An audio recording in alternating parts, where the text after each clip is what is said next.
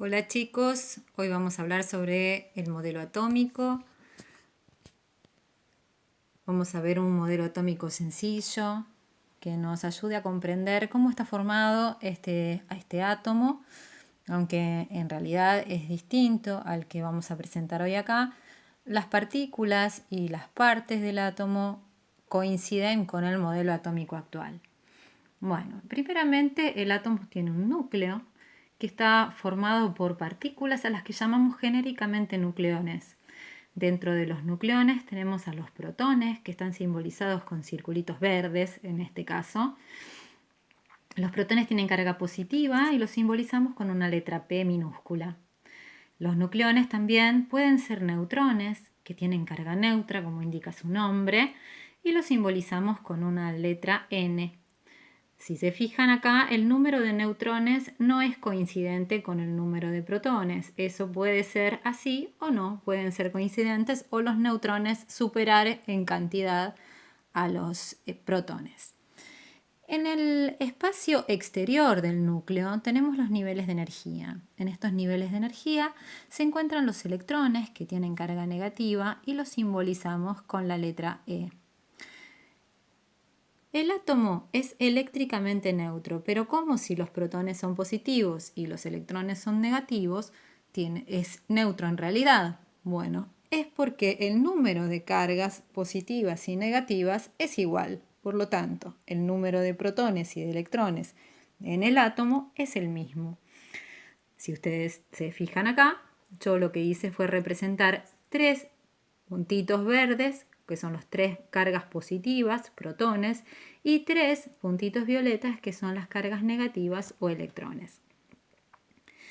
Los protones tienen una función importante porque definen el tipo de átomo, o sea, todos los átomos del mismo elemento o del mismo tipo tienen igual número de protones. Así, por ejemplo, el hidrógeno tienen un protón, todos los átomos de hidrógeno tienen un protón y los de oxígeno tienen 8 protones. Si tuvieran otro número, no serían ni hidrógeno ni oxígeno. Los neutrones, que están en el núcleo junto con los protones, tienen una función fundamental también, porque los protones, al ser positivos, se rechazan entre sí. Entonces, para mantener unido el núcleo, se intercalan los neutrones, entre los protones y lo mantienen. Esto genera una fuerza nuclear y mantienen unido al núcleo. La mayor parte del átomo es espacio vacío. O sea, si el núcleo tuviera el tamaño de una hormiga, aproximadamente 1 centímetro, el átomo en su totalidad ocuparía un espacio de una cancha de fútbol. Los electrones, por su parte, se mueven a gran velocidad en ese gran espacio vacío y son casi 2000 veces más chiquitos que los protones y los neutrones. El tipo de átomo define al elemento. Es lo mismo. Cuando hablamos de tipo de átomo y elemento, es lo mismo. La forma correcta de decirlo es elemento. O sea, el elemento oxígeno contiene a todos los átomos de oxígeno. Los elementos se ordenan en una tabla a la que llamamos periódica. ¿Por qué llamamos periódica? Porque se repiten las propiedades de los elementos cada un cierto número de elementos. Acá tenemos la tabla periódica actual, donde están ordenados los elementos de distintas maneras. Veamos. En la tabla periódica tenemos filas a las que llamamos períodos, columnas a las que llamamos grupos y están ordenados por número atómico creciente, o sea, por el número de protones creciente. Fíjense, los grupos o columnas, las filas o períodos y además, si nos fijamos, el número en el que están ordenados los átomos es absolutamente correlativo.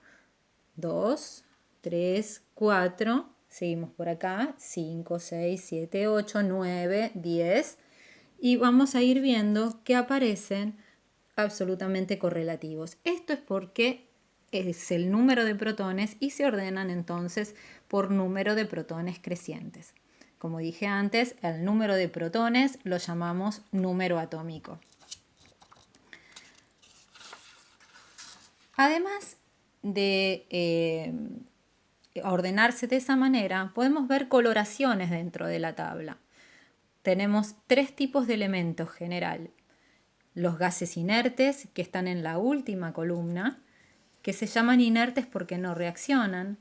Los no metales, que si ustedes se fijan, acá hay una pequeña línea roja que separa, una escalerita roja que separa a lo que son los no metales, que son este triángulo que está acá, más el hidrógeno que encontramos muy separadito y el primer elemento de la tabla porque tiene un solo protón.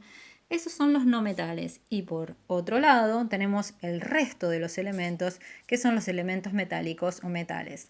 Por supuesto que las propiedades de los metales son muy diferentes a las propiedades de los no metales. Es más, son opuestas. Por ejemplo, los metales conducen la corriente eléctrica y los no metales no. Los metales tienen brillo metálico y los no metales no. Bueno, además esto de la importancia de separar en grupos o columnas es porque tienen justamente las propiedades químicas similares a todos los elementos del mismo grupo. Los metales están ubicados a la izquierda en su mayoría, ¿sí? Y son la mayoría de los elementos de la tabla periódica. Los no metales entonces están ubicados a la derecha más el hidrógeno. Y por último, en el grupo 18, porque los grupos están numerados del 1 al 18, encontramos a los gases inertes. Además, la tabla nos da otros datos. Nos dice en qué estado se encuentran los elementos a partir de la coloración que tienen los símbolos. Por ejemplo, el hidrógeno es verde, el símbolo es verde porque es un gas. En cambio, el litio y el berilio están en negros porque son sólidos. Y otros elementos como el galio o el bromo tienen color azul. ¿Los ven? Bromo y galio. Eso es porque están en estado líquido. Y a los gases inertes están señalados en blanco. Bueno, espero les haya servido esta explicación. Nos vemos en la próxima.